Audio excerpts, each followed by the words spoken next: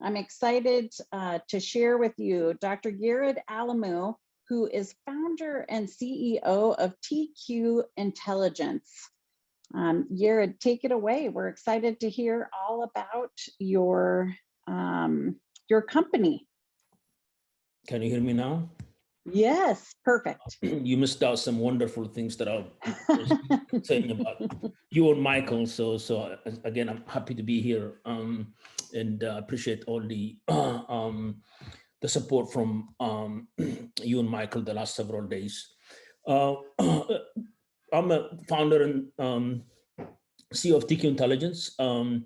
We are a mental health voice company that is currently housed at the Advanced Technology Development Center at Georgia Tech, and we have closely collaborated with the Center for Speech and Image Processing as part of our primary collaborative lab. So, here we go. We focus on children and adolescents from low-income communities, and part of that has to do with the disparities in mental health treatment outcomes are related to two things that we know. It's not entirely, but two things that we know. One is the consequence of trauma, and we measure the severity of trauma using the Advanced Childhood Experience Survey.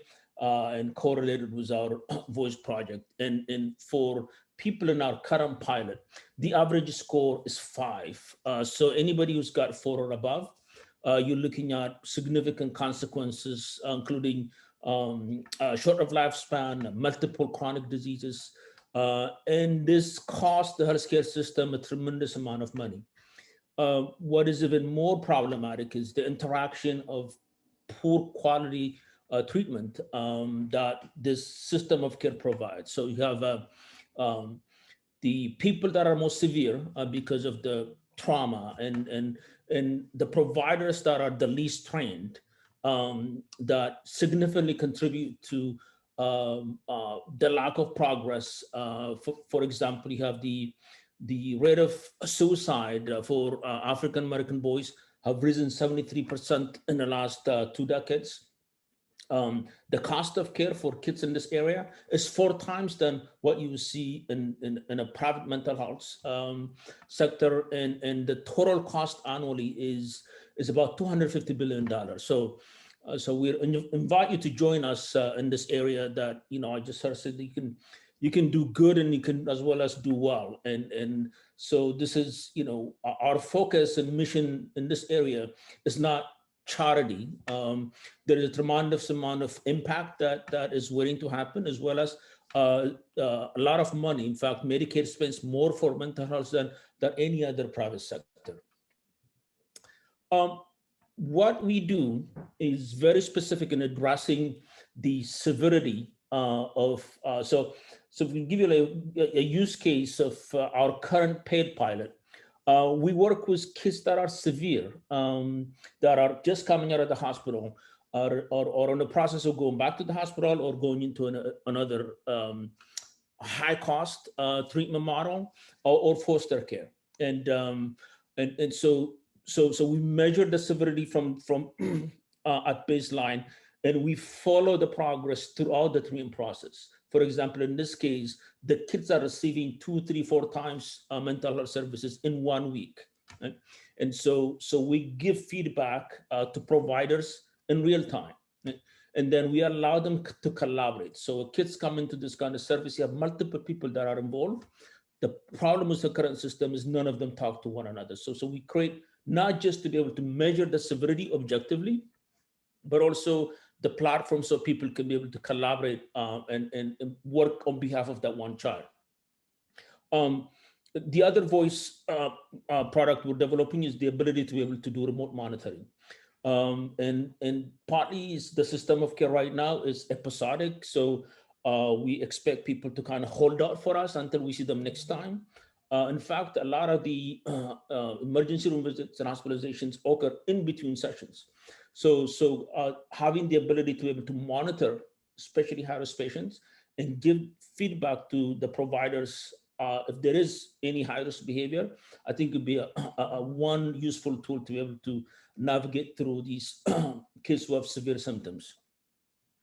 So the voice thing is we did not start with voice, by the way. We started with like any other, using some of these surveys, the PHQ-9 and all that.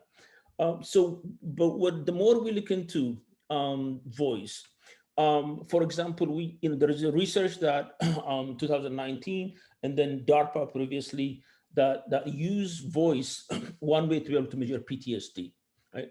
And the reason that is possible has to do with the impact of trauma. The impact of trauma directly impacts these cardiovascular activities, and kids who have severe trauma have a net change in terms of their cardiovascular activities.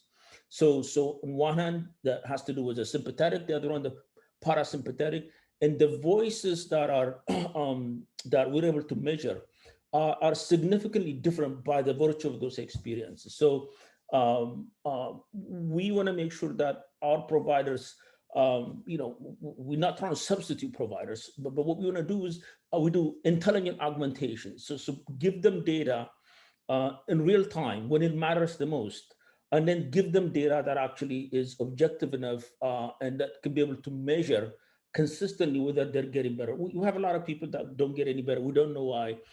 There's a lot of money goes into, in fact, that whole publicly funded sector, the Medicaid, very limited evidence that the money that's going into it is actually benefiting providers. So we spend a tremendous amount of resources building the infrastructure to be able to collect, label, analyze, and create algorithms focusing on voice. And so we have about, but anywhere between 1,300 or more voice samples up to this point. In the process that we use, right? The process that we use are from the ground up, that we do not want to introduce biases that, and so the way we do that is that we carefully collect the voice sample. The voice sample is labeled by multiple people. For every voice sample that we collect, we have multiple clinical data that allows us to be able to make sure that when we label them, we are as accurate as possible. And it goes through a process of signal processing, feature extraction. Part of that is because we collect the voice samples in clinical settings that have sounds and backgrounds that are, it's not just that we use laboratories, that we go right into the communities that are receiving services and collect these voice samples. So we have developed the ability to extract these features and also being able to not just extract, but identify these, what we call these archetypal emotions that are indicative of emotional distress severity. So up to this point, we're about 79% accuracy. So 79% accuracy is not, it's not clinically useful, right? And so the only thing that's standing between us and getting into that 95% is really the resources to be able to collect more data.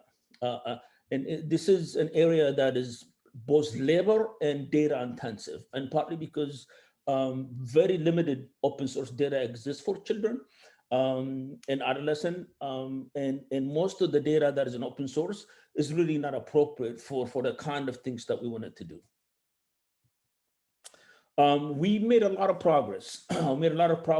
Despite the challenges. So we picked on an area that is challenging. The community that we're trying to serve have really not been part of the innovation. That a lot of the innovation is dedicated to the people in the private sector rather than in this public area. And so we raised money, about $500,000, both from awards from Google, National Science Foundation, as well as a pre-seed investor. And so we, we're in a process now raising about $1.25 million to be able to really scale up our voice analytics work. And also we are in a process of we submitted the phase 2 of the NSF grant, which is $1 million, and then there's a $500,000 that the NSF matches if we raise that as a private equity. Dr. Alamu, Yes. if people are interested in getting in touch with you, and here you are right now, here's right. your information, which is fantastic. We Yeah. really appreciate you being here with us tonight. And we're going to take some questions from the audience. But I would like to, you mentioned in your talk, I want to start with one question. Clearly, this data collection is not trivial, and your voice sample goals are huge, right? We saw that on your timeline. So tell us a little bit more about the technical aspect of that voice sampling process. I'm sorry about going over. Yeah, so it's we plan to collect about 5,000 voice samples by the end of this year, and we think that will get us to where we need to in terms of having an algorithm that is also clinically useful. And so we have access to 8,000 patients right now. With 2 large behavioral health providers. We have another one that's coming in June, about 2,000 more. So we have, we have access, but the issue is the way that we do this work is it requires a lot of resources, a lot of time, and 70% or more of what we raise will directly go to developing the voice product. So one interesting question from our audience, as children mature, how does the voice profile change with age, and how does that correlate with the analysis of the child? It's a great question. And so part of, working through these voice samples, really extracting what actually is that we think are related to that trauma and the stress. So that has to do with, despite their age, we're looking for something much more enduring than just these things that change, that transitional.